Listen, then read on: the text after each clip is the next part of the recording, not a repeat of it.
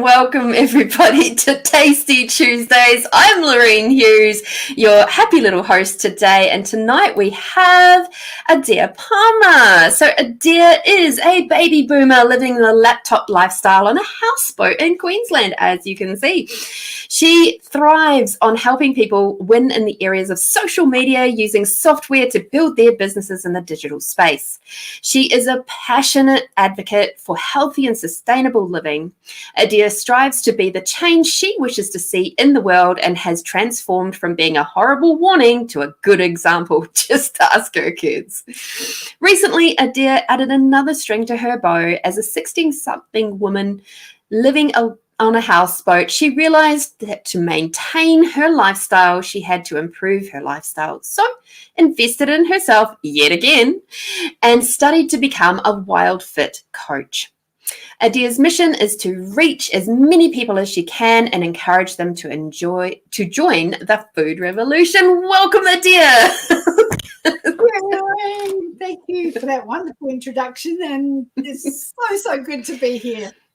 I'm so happy to have you with us and from your houseboat up in Queensland. I can't believe it. It's like the wonders of modern technology, right? Yeah, it's just amazing what we can do, and it's like truly a laptop lifestyle. There ain't no landlines going through that houseboat. I saw when it came up with the like preview thing, it said better off putting the Ethernet straight into your, like connecting straight to cable. And I'm going, well, that's not going to happen here. So. And to be honest, sometimes, so you probably got better internet anyway. Sometimes it's pretty good. Other times, Yeah. So I'd love to know, how did you sort of begin on your, I'm going to call it your spiritual journey, but your health and wellness journey? How did that happen for you? Well, I think the spiritual journey particularly was a quiet awakening, like very, very quiet. And I think it was always born of something that, like, some trauma or something that happened to me that I wanted to move away from, and in seeking not to go back to certain experiences, I was looking for other things, and I didn't know what I didn't know. So I guess I was letting things come to me. And the big traumatic event was when I left a career in government, and that was because I was working in emergency services, and in emergency services it's black or white or bullshit. And after all of that masculine energy for so many years, I was pretty much crushed. And when I crawled out of there and started to rebuild myself and my life, it was very, very slow, because I didn't know where to start. I didn't have a clue where to start. But I think I probably started with Louise Hay or something, and Eckhart Tolle. That was like, just give me some peace, please. So it was born. It was born out of trauma, but it was. I wouldn't have it any other way now.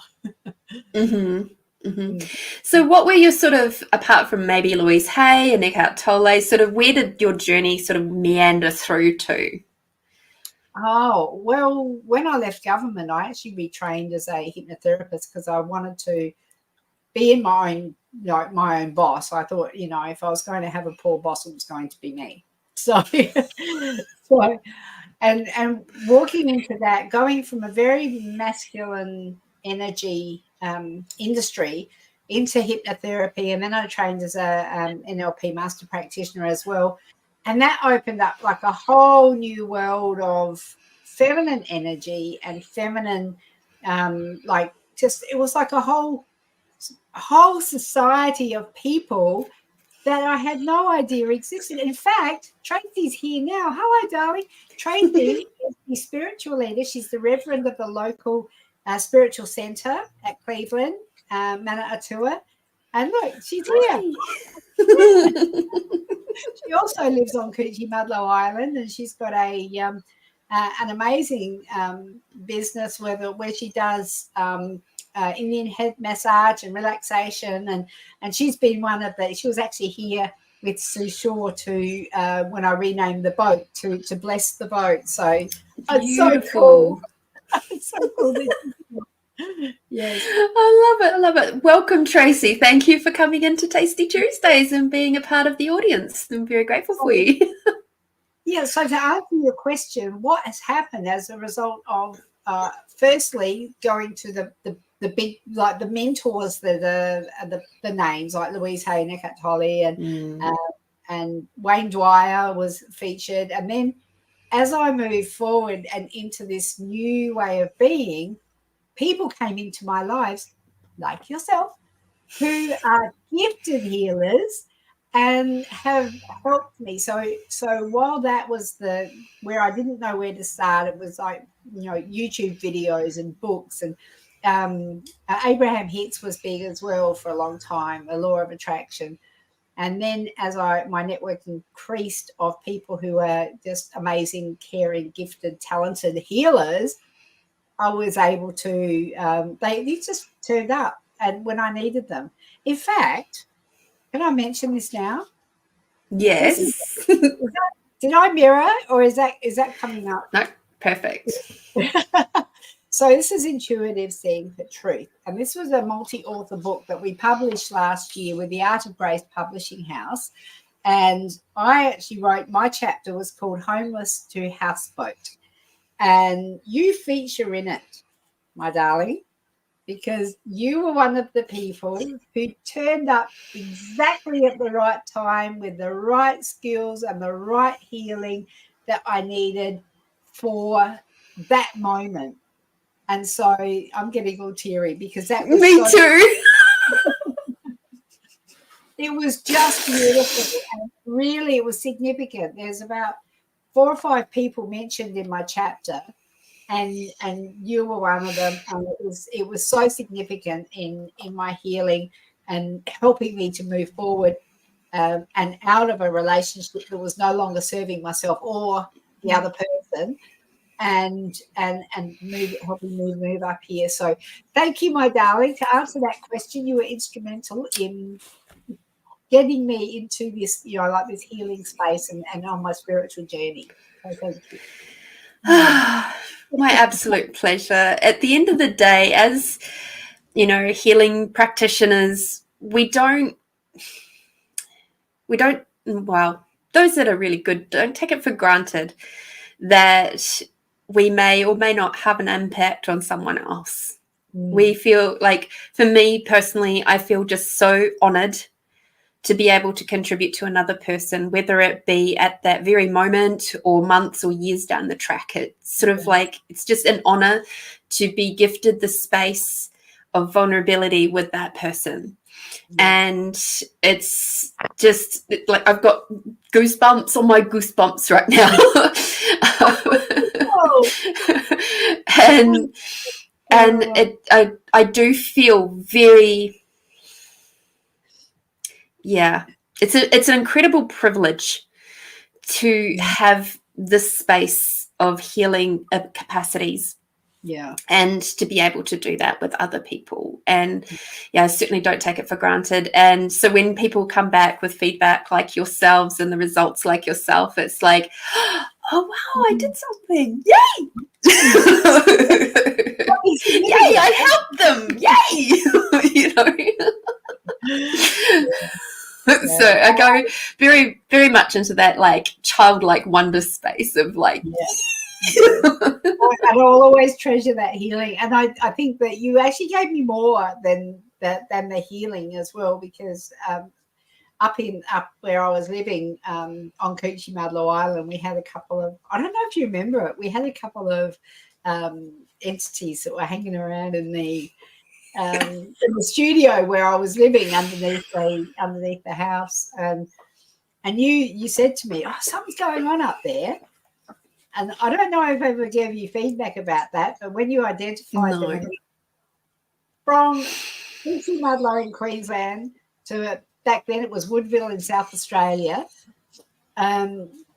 you tuned into it, you identified them, we went through a little process and let them go. And when I got back home, they were gone. So I think this chick is truly magic, peoples. Shh, don't tell too many people. No, tell everybody. It's fine. Oh my goodness. That was as amazing as the healing. It really was. Yeah. And of course, another moment for me in relation to you was being able to gift to your mum at a time when she was just so stressed. And you know, just to see the look on her face when she sat up after her session and she was just so light. And it was like, you know. That was a beautiful gift that you gave Mum. And she, I remember her saying, your brothers need to do this. One in particular, because he was so stressed out. Yeah.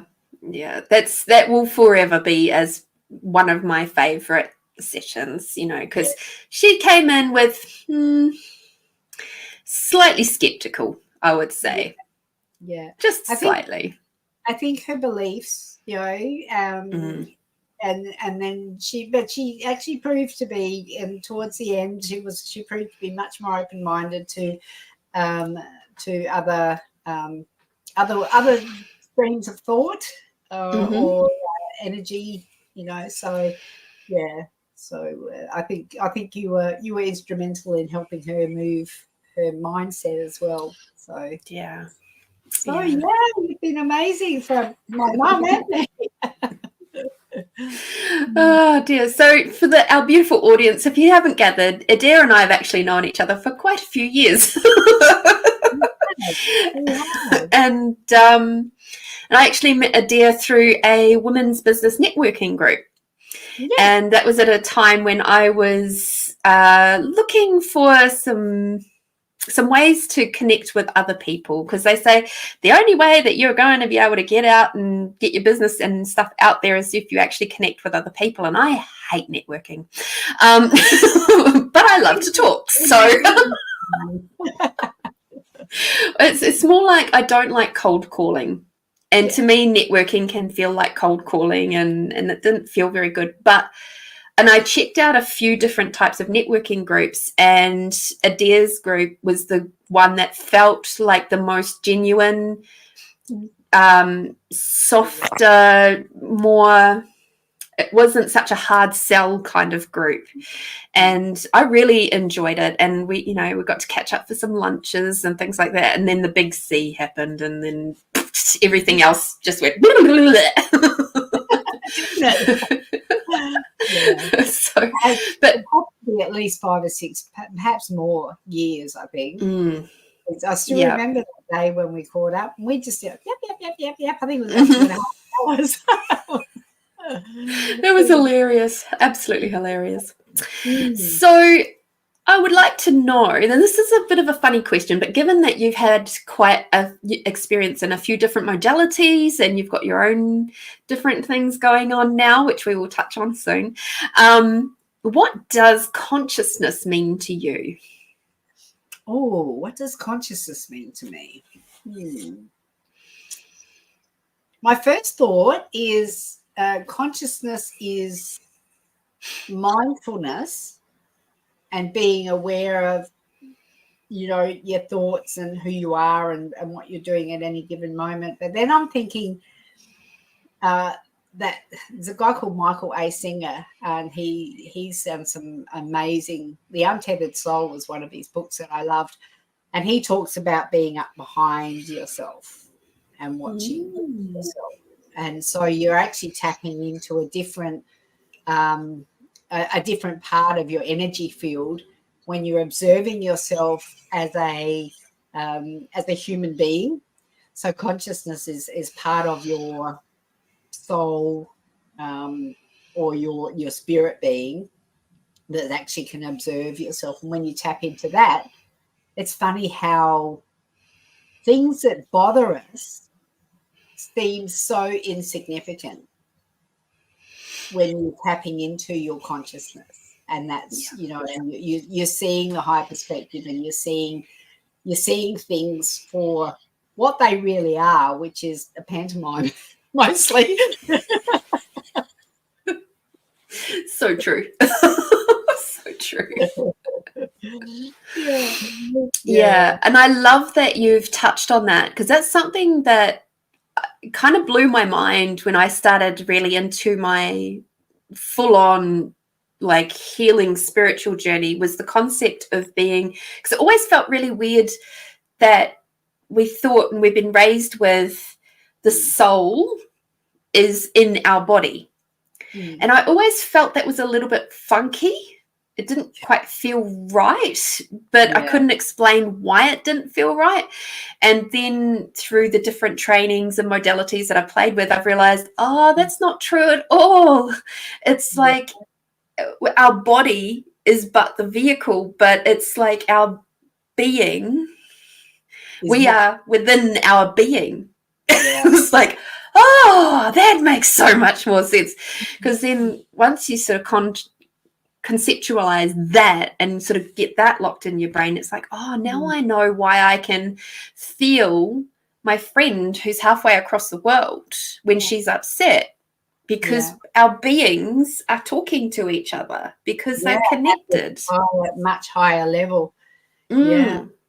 I did some training, some workshops with Shanti Mission. Sorry, I didn't mean to cut you off. No. And they gave us this visual, which I thought was brilliant and always stayed with me. It's like this sort of plane, and then it goes down to a V, and then it comes up and down to a V, and you can imagine this one little V for every human on the planet, and right down at the bottom, this little smidge of the V, that's our bodies, that's our humanness, and the rest of it goes up to the end through the energy field, and at the very top, it's just one stream of consciousness and love, and and I just go, wow, I'm getting goosebumps. Like, I find that is like, when they explained it like that, I went like, we think we're so important. Anyway. Yes, exactly. I love that. And that's exactly. I feel very much that's far more accurate than thinking that our whole soul is within our body. It's like, this body is not big enough for that. No way.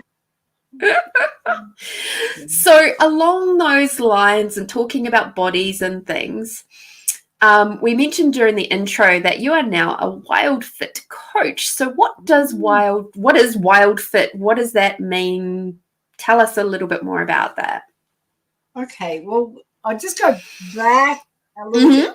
How did you get to do that? And through COVID, we pretty much, I don't know anyone who didn't, stack on a few kilos here and there, and like no exercise, eating. It was almost like a license to just let yourself become a slob.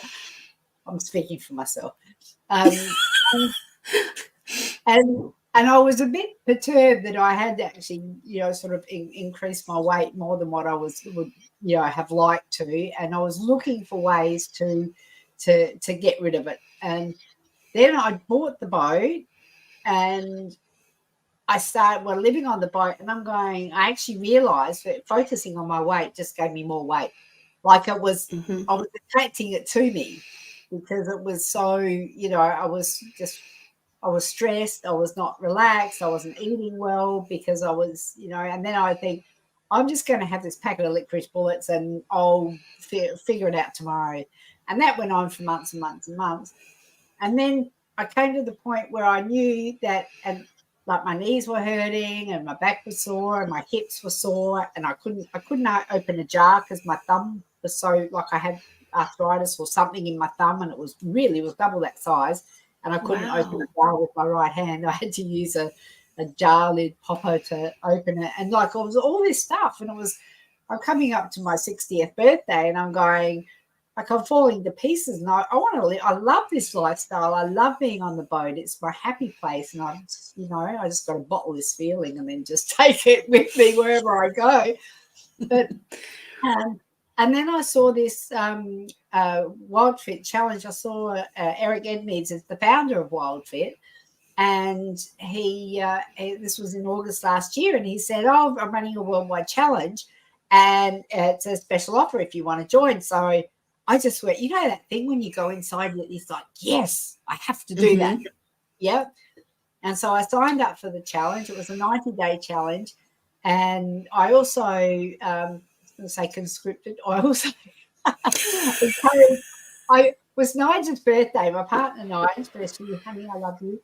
And it was his birthday, and we'd been sort of intermittent fasting and dicking around with healthy stuff, just thinking we knew what we were doing.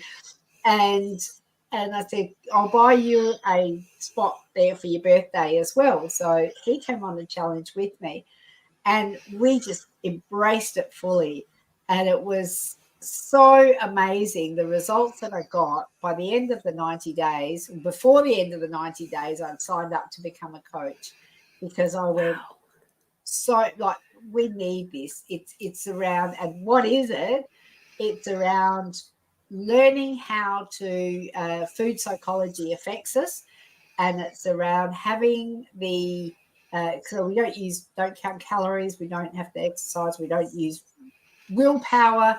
It's really around going through a unique process that I've never ever seen before, and I have been on so many diets. You name it, I've done it. Even the gastric bypass, and so it was like, it really changed my relationship with food, because the way it works, it's so powerful. And when you submit to the process and you go and play full out into this for the 90-day challenge, you get spat out the other end, and you don't even look at, like the danger foods, or when I'd say, if I was stressed about something on the boat, and I'd just say, I'm coming over, babe, can I get you anything? And I'd say, bring me all the stuff. And all the stuff, salted caramel chocolate, salted caramel ice cream, licorice bullets, pork crackle, all the stuffs. I think veggie chips, because I thought, I thought they were better for me. But, all of the stuffs. And then I'd just sit there and stuff my face and think that was making me feel better. And when I came out the other end of that, I just have no desire to. I remember going Father's Day last year, I remember walking into Woolworths and seeing a salted caramel chocolate, packet of salted caramel chocolate, so a whole stand of them, and I looked at it, and it was just a picture on a packet. It was a picture on a bit of cardboard. It had no meaning for me, none. And now I would no more go and buy it. Like, it's not even on my radar. It doesn't exist in my world anymore. That's awesome. I know, right? It's magically awesome. And in the process of doing that, and then learning how to teach it, and then coaching people, my health has improved. So my thumb is no longer, I can take lids off jars now. I can squat down and stand up without holding on to anything. I couldn't do that before. It's like there's no pain in my body at all. And I just happened to release 19 kilos. And it was just so it was just one of those things that when the opportunity came up to sign up as a coach, I went yes, and there was absolutely no hesitation to that either, because I thought, let's join the food revolution. So, and we learn about seasonal eating. We learn about how our ancestors ate. We learn about the evils and clever marketing that gets us in, and we're brought up with it. We're probably second or third generation now, or our kids will be at least, of people who are caught up in the processed food manufacturing industry and the pharmaceutical industry that encourages us to take a pill for something that ails us, so eat a pizza, pop a, what do they call them? Indigestion pill. So, and so we learn about that, and education is powerful, and knowledge is so powerful to be able to help people understand why they're doing what they're doing, because I beat myself up for years. I thought it was my fault. I thought it was my fault that I couldn't stop eating chocolate. I thought it was my fault. And I learned that it wasn't. It wasn't my fault. It was my responsibility to do something about it, but it wasn't my fault, because that my body had got hooked into this routine where it was like you get your insulin spikes and then that goes down, and we're overnourished, overweight and undernourished. Yeah. So our bodies think we're starving, even though we're shoving all this food in our faces. Our bodies still think that we're starving, and so it wants more. And of course, that's what we're used to eating. So we think, oh, I'm hungry. What can I have? And we shove more in. So to be off of that roundabout, that merry-go-round, and out of that rat race is, it's a delight.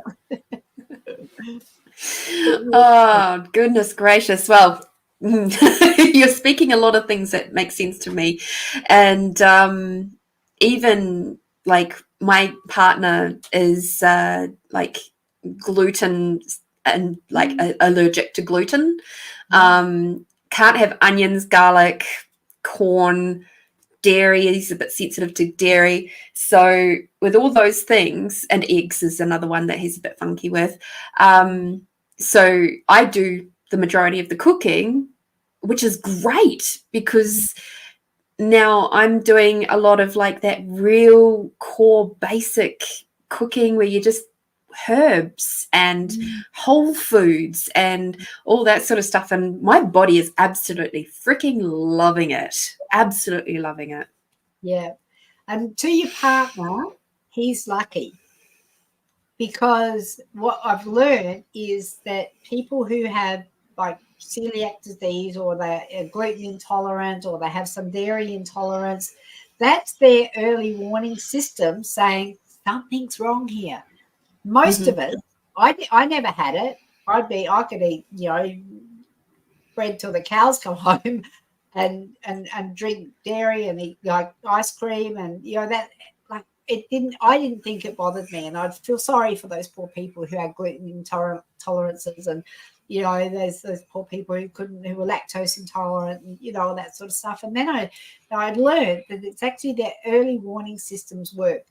The people who don't have those early warning systems, it's still damaging our bodies, but it's not letting us know.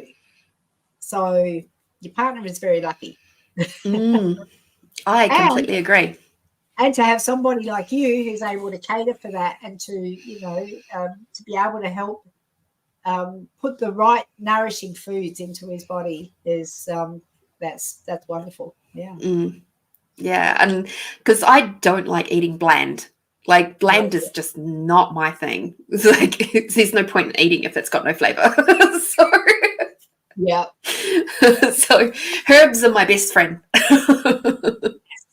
Yes. And it's amazing what you can do with some herbs and spices and whole foods and raw foods, and absolutely. Yeah. And it's really been quite interesting taking onions and garlic out of the mix, because it's like so many things have onions and garlic in it, and I'm like, man, I think as a society we're bloody addicted to onions and garlic. Why? Why are we so addicted to onions and garlic? It doesn't actually make sense. And there's been a couple of things. There was a thing called Conscious Cleanse that I did a while ago, like a couple of years ago, and onions and garlic were not a feature. Oh, really? So, yeah. And I was like, that's interesting. So once I dig that book out again, I'll be able to start cooking from those recipes too. Wow. Yeah. You have your answer. So, yes. I would like to know, what is the most tastiest experience or thing, event, moment in your life that you have had so far? Oh, there's so many. The tastiest. Like the most recent one, I can. Sure, let's go for that one. swimming with the whales. Whoa. Yeah. That was the weekend before last. But if I'd have to say, like, if it was a moment in time, that would be it. But living on the boat would have to be, like, the last few years would have to be the tastiest in terms of, the whole experience of life and, getting back to nature and living off grid. And I've got my little herb and veggie garden up the front here, and, and catching fish out the back and having everything that's sustainable and, ecologically sound, so there's, so I'm maybe swimming with the whales is a little bit, but this is, living on the boat. It'd have to be it. So I have to ask, how did you decide that you were going to live on a boat? I didn't. I don't know. Someone did it for me. No, it's funny because it's not like it was on my vision board or anything like that. I knew that I wanted to be on Cuchimudlo Island. And I knew I love it up here, and I feel like it's my community here, and they're amazing people. And there's nothing here. There's no shops. There's no police. There's no doctors. There's a pub where I work a few hours a week sometimes, and the Cuchimudlo Beach Bar. There's the Curlew Cafe and the Oasis Resort, and then 850 people. We've got a gym and lots of stuff happens, but no infrastructure. There's no schools or anything like that. So, and so it's an 8-minute ride from the island by ferry to the mainland, or to Australia as we call it. And going to Australia today. And there are mermaids. That was another tasty moment. Thank you, Tracy. I was a mermaid on the weekend. Yes, yeah. So I was on the boat on the ferry one day taking my granddaughter to school, and I was looking around, and there was a girl who lived on the other side of the jetty in a catamaran, and I thought, I wonder what it'd be like to live on a boat. Now, I hadn't had like the means to do that. I always wanted to downsize, and I thought I might get an RV or something like that. And when I ended up, when we ended up selling our property, when my husband and I separated and we sold our house in Adelaide, I had a bit of money, but not really enough for a deposit. And I thought, I don't want to rent, I don't want a mortgage, I don't want to, I knew that I didn't want to go into a house. So I was thinking an RV, and a boat didn't really even factor into it until that one day, I just thought, I wonder what it'd be like to live on a boat.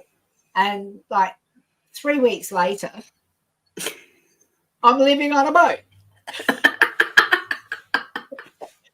and I had, for the settlement of the house, I had the sum of money, and they wanted $5,000 more for the boat than what I had.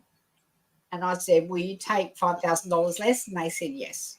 So we settled the house, and then I gave them all my money, and now I've got a boat. I love it. And the journey you've been on the boat and with the boat as well, that's been a really interesting thing to watch from a distance, obviously.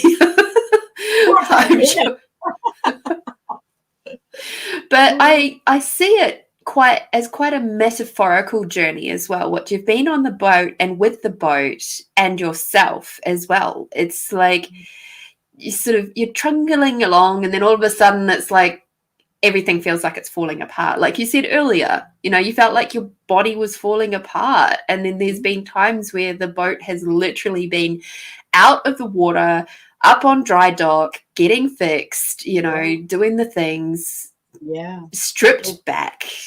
And that's very much what happens to us on our journeys as well. Like there's times where we feel like we are literally out to dry, and that everything's been stripped off, and we're raw, and we're vulnerable, and we're tender, and it's like, nah. Yes. And that's been the better part of the last couple of years. So. Yeah. I always said that living on a boat, I love the way you related that to me physically and also to the boat, because and I think that it is like living a metaphor. It's actually living in a metaphor. We've been blown ashore. We've been, the mooring came with us. It was in a force 10 gale, and the boat just ended up on the beach. It was December 2021, and I felt like we were in a washing machine. Actually, I felt like we were on the mechanical ball at the wool shed in Highland Street. It was like crazy. And then when it sort of calmed down a bit, and Nigel walked out the back and he goes, "Hey, babe, those trees look closer, don't you reckon?" And I walked out there and I looked down and there was sand, and I went, "Oh shit, I think we're in trouble." I had no anchor on the boat at that time, so yeah. So, Tracy, there is a legend. The Dare to Dream named so succinctly. Yeah, agreed. So, but then, it was a wild storm that I had to, sort of go through. I couldn't avoid it. It came at me, and I had to go through it. And then I had to figure out how I was going to pick up the bits that were left on the beach. Oh, there was actually not much left on the beach, thankfully. But, what I was going to do to get the boat back. So it was very much living in a metaphor to, and in real life. Yeah. Mm-hmm. Yeah, I often relate spiritual journey to be like renovations of a house. And like it gets dirty and dusty, and it feels like there's a point sort of roughly about a third the way in where everything is ripped apart and you literally feel like you can't see the forest for the trees. It's like there's so much further to go, but you don't feel like you've done much, but there's so much that has been done, and all you can see is the dust and the clutter and the debris and all the things. And the most important thing to keep in mind at that time is the end result that you're looking towards. Yeah. It's like, that's the thing. Like, where am I going? What am I heading towards? Don't look at what's currently surrounding you necessarily in those moments, and acknowledge how far you have come. Yeah, I think that's important to do that. And it's also important to recognize that you have come that far. And every time you level up and your personal development, your spiritual growth, every time you level up, what do they say? Mine is like a parachute. Once it's opened, it can never go back to the original shape. But you level up, and then you level up again, but you begin to, I believe you begin to cope with things differently. And so what might have been a shitstorm 5 years ago for me, it wasn't devastating as, or 10 or 15 years ago. So you get to cope with it better, and you get to fail forward and grow forward, so things aren't working for me. What do I need? And I'll reach out to my healer friends, and I'll say, I think I need some help, rather than waiting until you dive down to the bottom and and then you've got to drag yourself all the way back. So I think that as you move on, as you level up in your spiritual journey, it does get easier, and then you plateau for a while, and then you go, something happens, and then you go, looks like I need to level up again. And the great thing is that every time you do level up, you gained more tools along the way to help move that forward. And it's like, you may have started off, just use some water metaphors here. You might have started off with, your heavy jeans and jacket, and you're sinking. Next thing you know, you realize, if I get rid of this heavy jacket and I strip off my jeans, then actually I'm a lot lighter. Yeah. And then it's like, after a little while, you figure, if I get some flippers, then I can actually propel myself even faster. And then it's like, and a snorkel, or it's like, each stage you get more and more tools, and it makes things so much easier moving forward. So it does get easier. It's just hard at the beginning. And I think each cycle, each time you level up, there's that resistance as well. We tend to sit in our comfort zone a bit. And, and when it comes time to do something that's a little bit outside the comfort zone, which means leveling up, most humans, I would hazard a guess and say most humans would find a bit of resistance to that. And like fear and a lot of people would just run away back into their hidey hole where they were safe. But when I feel that, when I know that I feel that resistance, when my stomach goes in knots, and I know that feeling as when I know that I have to step into it and face it. And, that's where you get the growth rather than avoiding it. So, yeah. Yeah, I know back at the beginning, certainly, there's been many times where I've sort of gone, no, I'm not going to deal with that. It's what kept me in a very toxic first marriage for such a long time. These days, though, when I feel that resistance, I get really excited because I'm like, oh, yay, here we go. Yeah. Yeah. All right. Don't you? Like, you know when that happens, and when you take action in the direction that you've got that resistance in, that the good stuff's going to happen. Yeah. Yeah, absolutely. Absolutely. So if you could give a top tip to somebody who's just beginning, say their spiritual or maybe their business journey, I know we haven't really spoken much about your social media type stuff that you also do. But like, if you could give a top tip to somebody you can go either way, spiritual or business, you take your pick, or you can do both. It's up to you. What would that be?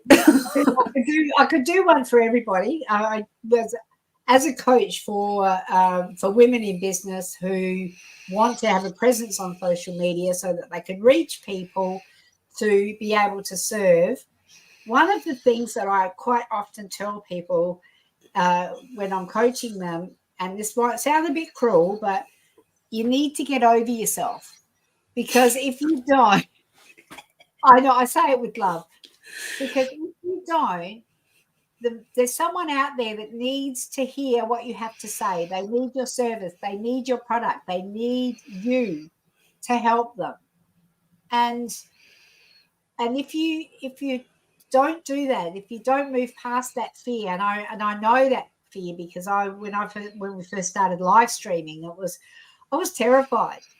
Absolutely terrified of public speaking. I even did workshops on how to get over myself to be able to do public speaking. that was years ago. Now it doesn't bother me, but I understand that fear. But I also understand that there's so many talented, beautiful, amazing women who are too scared, or they're worried about what other people think, or they, like me, I didn't like the way my mouth looked when I spoke, and so I just don't look at it now. So, Tracy keeps saying 100%. Yeah. Tracy knows. She works with healers, in Manitoba and local healers, and having people who are, who teaching people, or find someone who can help you move past that fear about how you're going to come across, what you look like, how you sound, whether you're like the fraud syndrome, like people feeling, I don't think I'm fraudulent, because like what qualifies me to be able to do this stuff or teach this stuff or help people. There's like so many things that we let us hold ourselves back. So my top tip is to get over yourself, and that's with love, or find someone who can help you. All these amazing healers that are around. Just open yourself up to it, and you'll be surprised what lands in your path. Absolutely. And I remember in that networking group, that was one of the first times in a long time that I'd actually had to get up and just do that like 60 seconds thing. And I was just like, and you had to introduce yourself without saying I. I thought that was the best thing ever, and it was so freaking hard and yet brilliant. Yeah. Absolutely brilliant. And so not only was it a very big challenge for a lot of us, and you know, it was a challenge to just get up and speak for a start, but it was also having to think, okay, now how am I going to say that without saying I? But the psychology behind that was just so awesome, because it became about you're tapping into the desires of the other person and what you could offer the other person from their perspective, rather than you're slamming your message and ramming it down their throat. Yes. Yeah. It's actually quite refreshing. I really love that. And I think it was one of the more genius things I came up with. But the look of sheer horror on people's faces where we said, no, we'll do the round robin now, but you're not allowed to say I. And it was like, well, we helped each other. We helped each other. Yeah. You know, and it was really, really good. Yeah. So. Yeah. I love it. I love it. Thank you so much for that. So just with your WILDFIT side of things, what do you think the aim of all of your other parts of your business, your social media stuff, your just everything, what is the aim? What is your aim in life and your this sort of stuff? Well, I guess my big mission is to help people help people. That's what it's. I feel like I'm here to help people help people. Mm-hmm. And even when I studied or trained as a hypnotherapist, and I was attracting clients pretty much straight away using social media, and then I was helping other hypnotherapists attract clients, and I didn't see it as competitive, because I thought there's plenty of people in the world who need help. And so, you know, there was no competition. So it was all about collaboration. The way I see it all fits together is that you can have your business, you can be brilliant at what you do, but if you haven't got your health, if you go down, you get no money. The people that I work with are solo, small business, micro businesses, and they have, if they haven't got their health, pretty much they've got no income. And that was one of the things that was, when I go, I get headaches and I get brain fog and, just from eating shit food. And then I'm going, when I've been through the WILDFIT process and came out the other end, I'm going, I've got clarity of mind, I've got energy, I can plan things, I can think about things. And even when I felt like procrastinating, I felt like I had the energy to be able to stop myself from procrastinating and what needed to be done. And so I think that to me is, it starts with good health, and then if then people can focus on their social media or their businesses, which includes social media. It's much more than social media, but marketing is a huge part of any business to get their message out in different ways. So the whole purpose is for me to help people. And I have a community development background, and I tend to lead from behind. And it's like, when we have, I think real success is when someone says, I did this myself,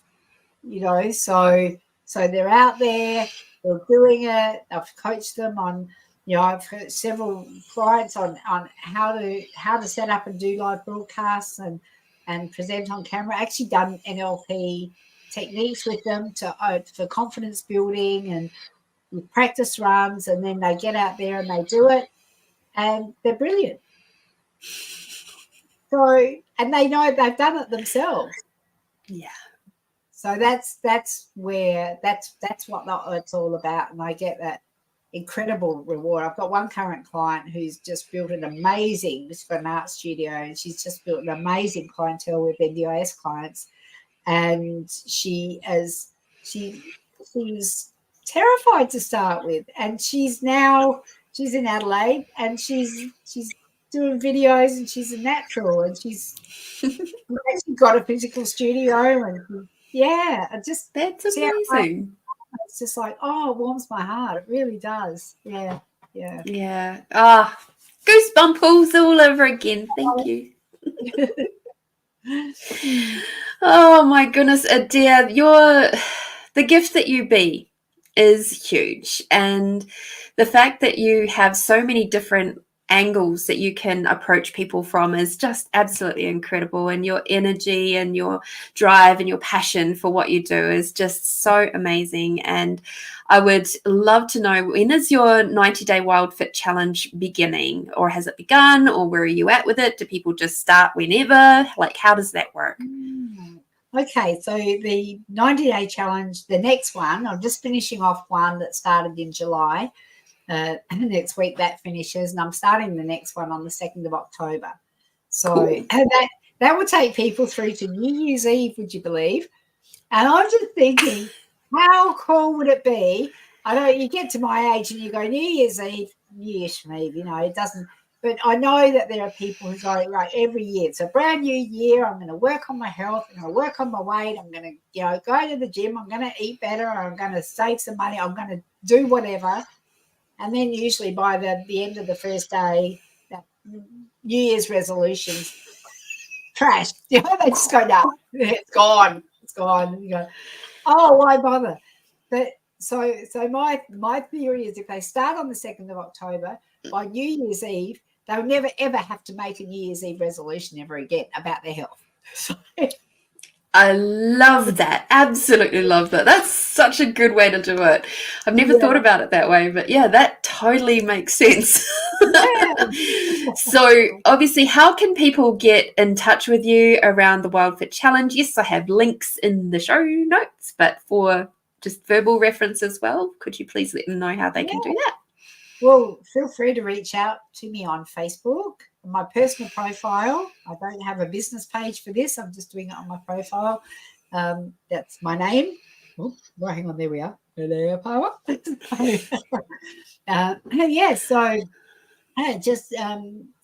Inbox me. Send me a message. Cool. Oh, and if you click on the cover image of my profile, it will pop up a little blurb that tells you all about the challenge, and it will give you an opportunity to enter a competition, because I'm running a competition at the moment to give away a free spot of the next challenge. So, oh, wow. Yeah, so that's in the cover image of my profile picture. My profile cover image. Yes. Gotcha. The cover photo of your profile. Oh, do my head in. It's late. It's all right. See, people, it's dark outside. It is here. It won't be. For you guys, it won't be dark in a minute. You've got daylight savings coming up in a few weeks, and you'll be like, oh, it's still lunchtime, and I'll be sitting here going, it's time to go to bed. I'm not a daylight savings lover. Yeah. I don't enjoy it because I believe our bodies know what time they're meant to get awake and stuff. I along with what you were saying about the food marketing ploys, I believe that daylight savings is another marketing ploy and to make people spend more money, and I don't like it. Well, I heard once, it was an old Indian proverb or something that said that daylight saving was not that old, but it was something that was ridiculous. It was like daylight savings is like cutting the bottom off of the curtain, cutting the top off of a curtain and sewing it on the bottom to make the curtain longer. Yeah. Yes, that's ridiculous. We don't have daylight savings here in Queensland, and I actually didn't realise that. And they don't have it in Western Australia either. So no. So I think it'd be a good idea if they did decide to just go back to normal time. Mm-hmm. Just don't mess with the time anymore. That's stupid. Yeah. Yeah. It's like, because the days naturally get longer anyway. That's the thing that gets me. Yeah. Because it's called rotation of planet. This is how it works. Well, over the last few years, I've been, because I've got front row seat to Mother Nature here. You know, sunrises, sunsets, and I watch the sun move from behind the island when it's setting, and then in summertime it's like I can actually watch it set over the water, or over the land behind the water rather than behind the island. So I can actually map it because I'm out here every day. I'm seeing it, and I can see it move, and I see that, you know, like the seasons are like they're in your face. Front row seat to Mother Nature are just beautiful thunderstorms and, you know, lightning shows. Best sky show ever. Yeah. I love that. I love it so much. Yeah. Oh, my goodness. So I have my one last question to ask you. One last question, and it's my favorite question of the whole entire episode.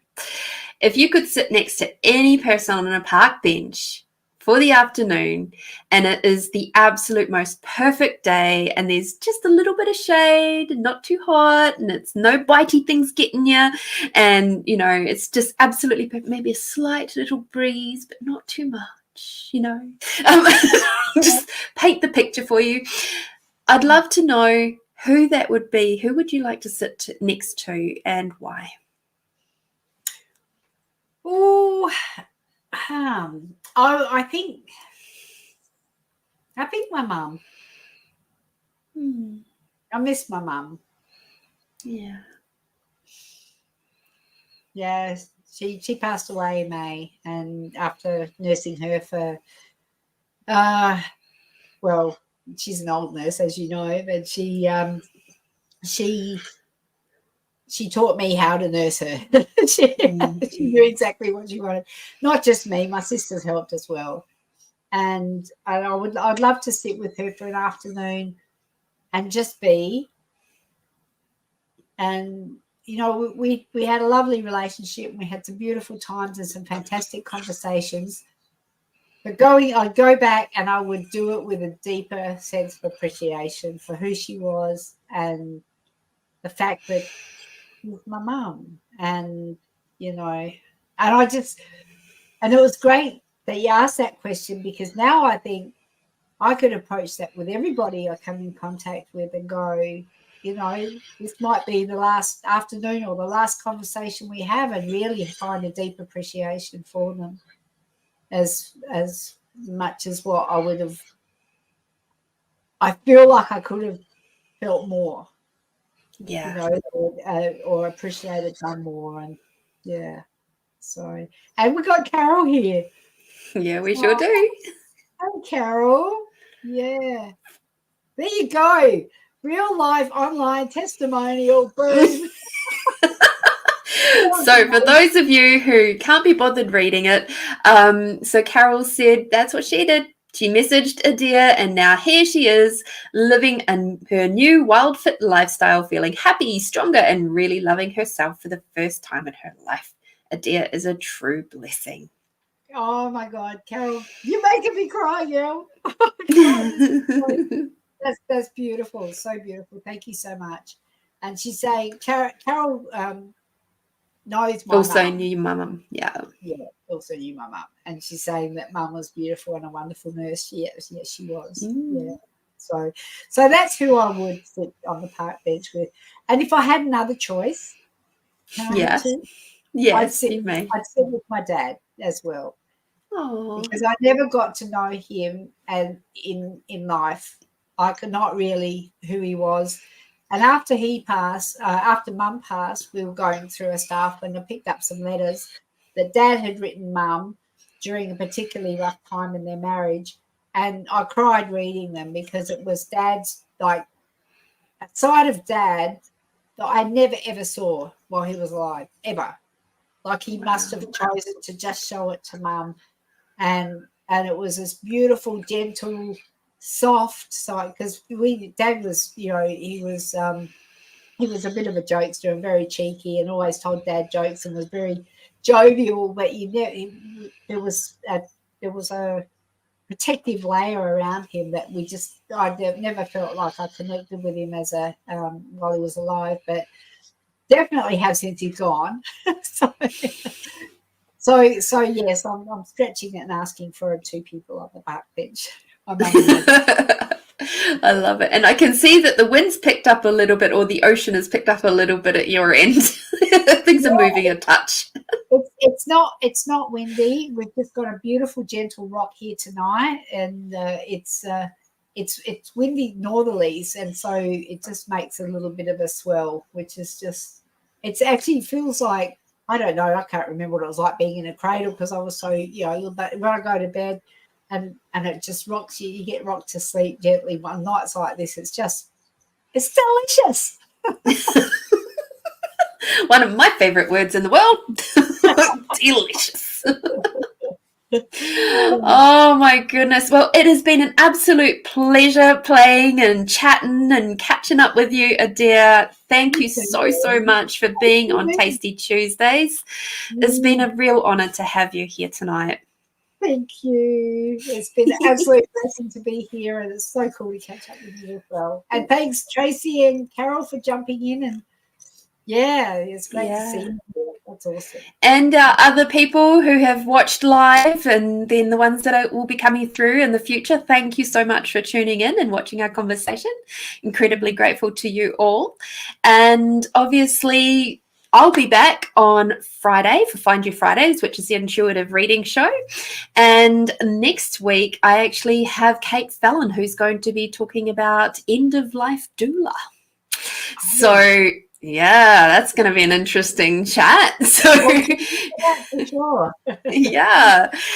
So it's an area that I've been fascinated with for a long time. So to have my very own friend who is a happy little death doula, as such, end-of-life doula. I don't know that they prefer to be called death doulas. I haven't heard them as death doulas, but then I've heard the other term as well, an end-of-life doula is gentler. Yeah. It's just a little bit gentler. So, yes, I'm looking forward to having a chat with Kate Fallon next week. So until then, my beautiful people, and big thank you to Adaire once again. Be bold, be brave, be you, my beautiful friends. Get out there, do something tasty for yourself. And until next time, bye-bye. Bye.